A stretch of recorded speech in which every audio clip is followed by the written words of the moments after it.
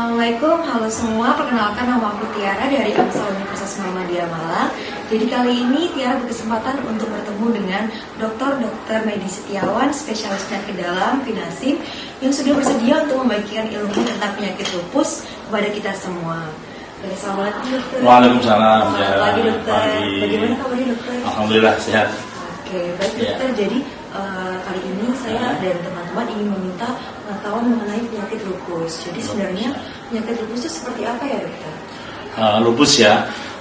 Lupus kalau kepanjangannya SLE ya, Systemic Lupus Erythematosus ya. Cuman orang-orang lebih mengenal dengan istilah lupus ya. Ini sebenarnya sudah lama penyakit ini ya.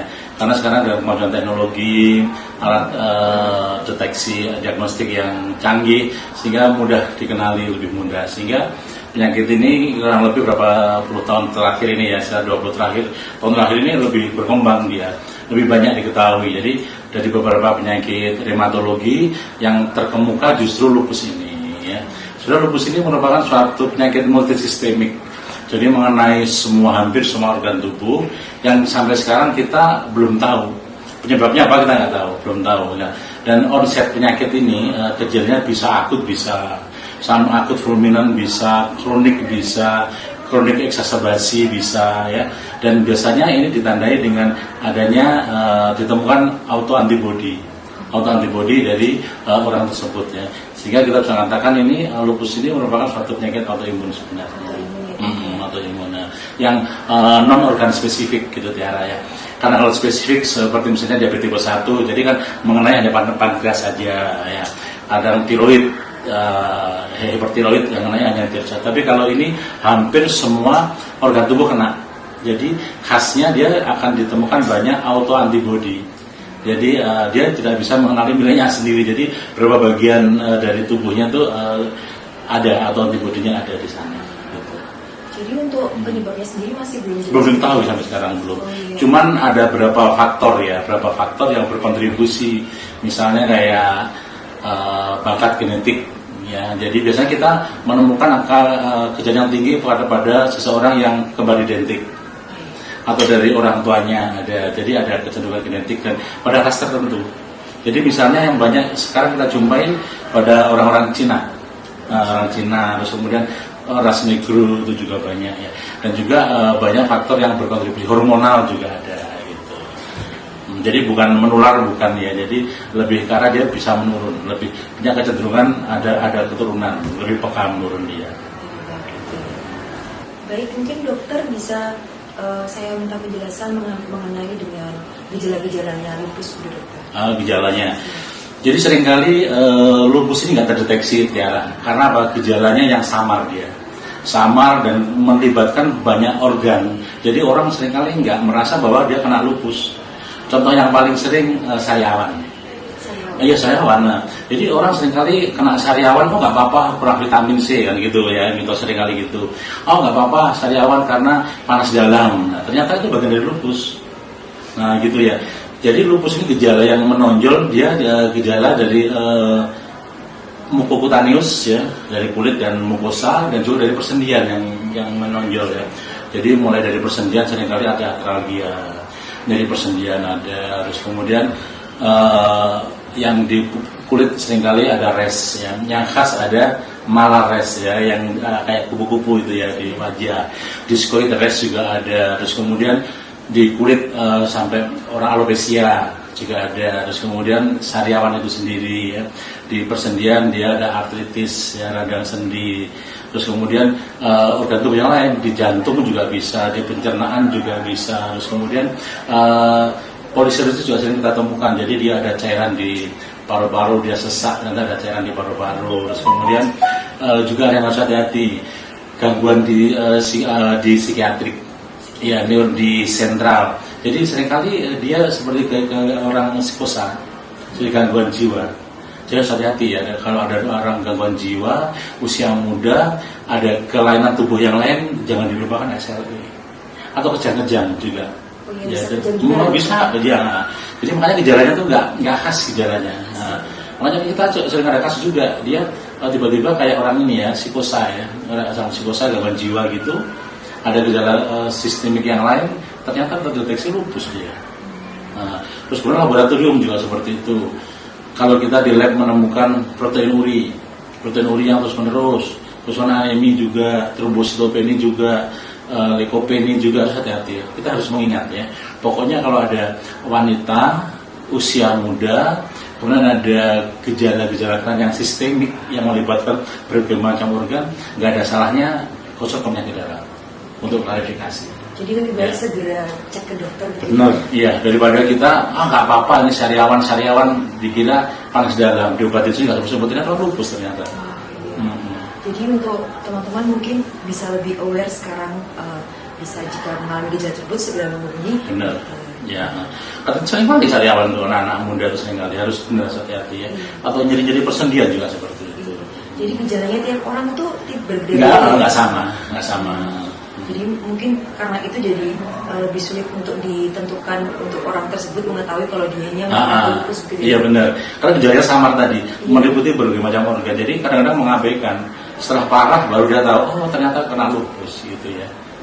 Kan harusnya tahu lebih awal lebih bagus ya harusnya. Pasti early detection lebih bagus ya. Benar. Baik dokter, selanjutnya mungkin untuk prevalensinya di Indonesia seperti apa, urgensinya penyakit lupus di Indonesia? Prevalensi yang sampai sekarang secara pasti belum diketahui ya. Cuman saya googling dari beberapa referensi, saya baca sampai tahun 2011 yang lalu itu lebih ada 1,5 juta di Indonesia. Cukup banyak sebenarnya. Sudah cukup meningkat ya? Cukup meningkat ya. Dan mungkin dengan semakin ke belakang, dengan orang semakin aware ya, dengan kamu campaign seperti ini, orang jadi lebih aware mungkin akan lebih banyak lagi, dan lebih banyak insya Allah lebih bagus ya, karena orang lebih cepat mendeteksi ya, sehingga cepat penata laksananya lebih cepat dilaksanakan, lebih bagus ya. Bicara soal early detection, sebenarnya sepenting apa sih dokter early detection itu terhadap penanganan penyakit lupus? Oh bagus, jadi sebisa mungkin segera diketahui ya, karena kita bisa mengendalikan ya, dengan obat-obat tertentu kita bisa mengendalikan kan, karena selama ini pengobatan untuk menyembuhkan total belum bisa ya, belum ditemukan. Jadi kita bisa meredam. Jadi kalau bisa dibuat fase-fase tenang itu lebih panjang seperti itu ya. Terus kemudian kalaupun sudah ada komplikasi ke ginjal juga bisa diredam di ginjalnya, di jantung juga bisa. Jadi kalau itu sangat bermanfaat ya. Daripada kita tahu sudah fase lanjut tinggal meledak aja, itu sayang seperti itu ya. Dan biasanya prevalensi ini banyak pada usia muda, usia produktif, wanita lagi. Nah itu ya, jadi wanita kisaran usia 14 sampai 40 tahun yang banyak terkena itu ya. Jadi pada usia produktif, sehingga kalian semua harus waspada ya.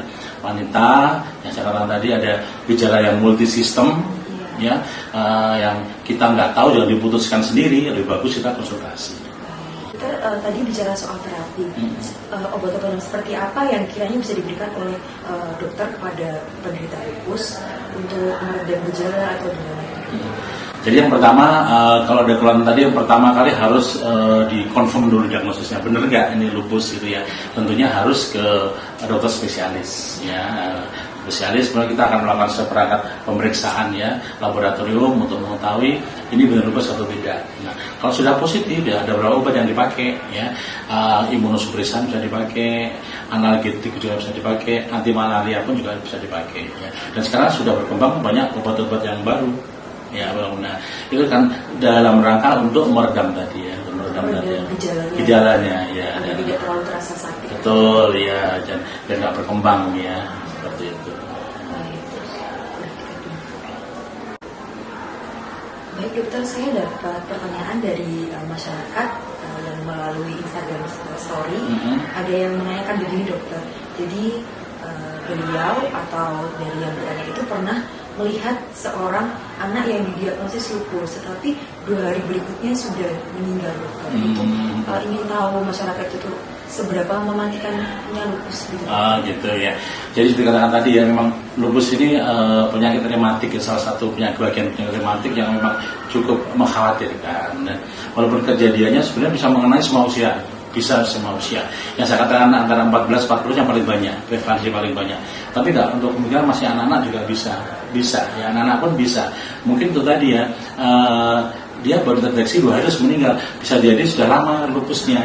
Tapi karena gejala yang samar atau orang tua yang nggak aware pada kondisi anaknya, sehingga datang sudah pada stadium lanjut, sudah komplikasi, bisa ke jantung, bisa ke ginjal juga bisa. Nah itu yang sekarang mematikannya di situ, komplikasi ke situ ya. Makanya oleh campaign sih bagus sekali Tiara. Jadi kita biar orang-orang lebih waspada ya, kalau ada gejala-gejala jangan diputuskan sendiri ya, harus konfirmasi harus ya, dan jangan takut ya. Jadi semakin kita tahu lebih awal, insya Allah semakin bagus, semakin bahagia. Jadi kita bisa melakukan antisipasi ke depannya. Gitu. Untuk orang tua juga kiranya harus waspada dengan kondisi anak. Betul, iya, betul ya. Jadi kalau anak-anak itu misalnya mengeluh sekali kalinya sakit, gitu ya, atau misalnya ada ini sariawan atau fotosensitif juga. Fotosensitif salah satu gejalanya. Jadi setelah dia kena paparan sinar ultraviolet, dia ada rash, timbul rash gitu ya. Makanya salah satu pengendalian pengobatan dari lupus ini ada fotoprotektif juga. Dia jangan sering kena sinar matahari, pakai lotion untuk melindungi terhadap UV, pakai kacamata, pakai topi seperti itu. Jadi macam-macam kok pengobatannya untuk lupus ini. Terima kasih dokter. Oke. Baik dokter, karena tadi kita sudah mengetahui banyak tentang penyakit lupus, mungkin dokter bisa memberikan saran kepada masyarakat yang mungkin sampai saat ini belum mengetahui apa itu penyakit lupus gitu. Gitu ya. Oke, bagus Tiara. Jadi ini untuk semua sahabat-sahabat semua, teman-teman semua, khususnya wanita usia produktif, kalau ada keluhan yang ringan dan mengenai hampir semua bagian tubuh, organ tubuh, misal kayak sariawan, sering kaki ngilu-ngilu, kemudian kalau kena sinar matahari seringkali timbul rash nggak kuat gitu ya, atau kemudian pipisnya kok banyak berbusa gitu ya. Jadi jangan dianggap hal yang remeh ya. Nggak ada salahnya segera konsultasi ke dokter penyakit dalam untuk memastikan kelainan itu apa gitu ya. Juga misalnya ada yang berat badan normal, tiba-tiba ada kejang, tiba-tiba ada kayak kelainan jiwa seperti itu, jangan dianggap ini penyakit kutukan, jangan ya. Karena tadi saya katakan bahwa salah satu gejala lupus juga bisa gangguan kejiwaan seperti ini ya. Sehingga paling bagus kita tahu penyakitnya apa, sehingga kita bisa mengantisipasi, bisa pengobatan lebih awal, sehingga prognosis kedepannya jauh lebih bagus.